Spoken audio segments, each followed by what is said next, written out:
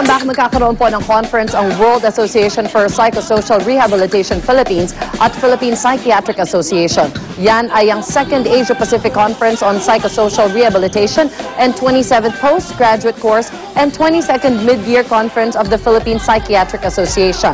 Gaganapin yan sa darating na July 28 hanggang July 30 sa Dusit Thani Hotel sa Makati. Samantala, magbabalik po ang unang hirit.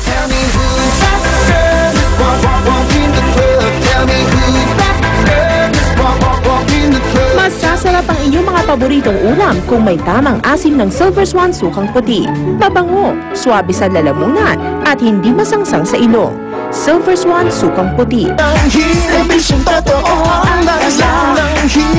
Pag-uwi ng mga bata galing sa eskwela, wala ang mga magulang, sino yayakapin nila? Kailangan syempre huggable toys. Kaya para pag-usapan niya, kasama po natin si Dr. Cynthia Cuayo-Huico, isang pediatrician. Good morning, Doc! Good morning. Welcome back. Okay, so Doc, yung mga huggable toys, what does it do for kids? Kasi nai-insecure sila dahil wala si nanay. So, yung mga huggable toys, lalo na yung mga malalambot, akala nila mami nila yon. Ay! So, lalo na kung parati nilang hawak-hawak siya. So, nagiging amoy na nila, amoy ng nanay nila. So, yun ang kanilang security blanket. Security blanket, pero po bang edad ito na kailangan, uy, teka, matanda ka na, tama na yan, ha? Usually, mga toddlers meron yan. Pero pag ang mga 5 years old, dapat tinaalis na natin yan. Yes. Kasi, sobra naman yung insecurities. Dapat i-refer na natin sa psychiatrist. Sa doktor na yan. Sa doktor na yan. So, Doc, ano yung kailangan natin tingnan para makapili tayo ng talagang babagay sa ating anak na hindi sila magkakaasma, magkakasakit? Dapat yung stuffed toys, pahiram ha, dapat yung stuffed toy na ganito, yung laman niya hindi nakaka-allergy. Okay. Kasi madalas maka-allergy. Dapat din yung stuffed toys, kagaya nito, napakadaling alikabukin sa atin.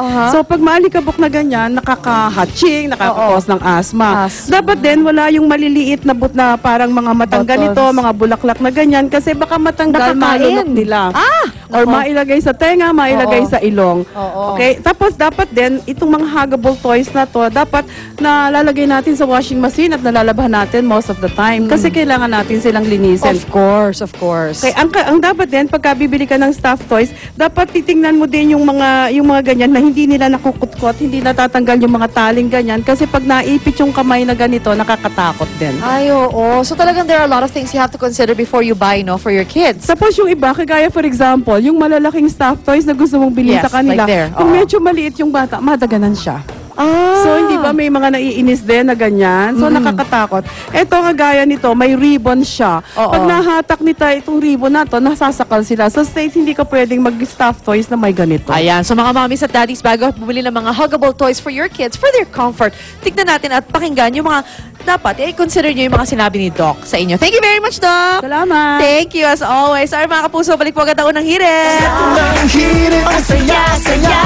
Sa unang hirit, unang hirit, unang hirit. Magugulat ka. I was on the mind. Okay, mga ikat, thank you sa pagtambay. Kita ulit tayo bukas dito lamang sa Unang Hirit! Bye, kapuso! Walk in the club, tell me who's that girl. Just walk in the club, tell me who's that girl. Just walk in the club, just walk in the club, just walk. Ang programang ito ay inhatid sa inyo ng Mercury Drug. Gising 24 oras sa mga piling lugar. Mercury Drug, tumutulong para sa kalusugan ng bayan. Sa Mercury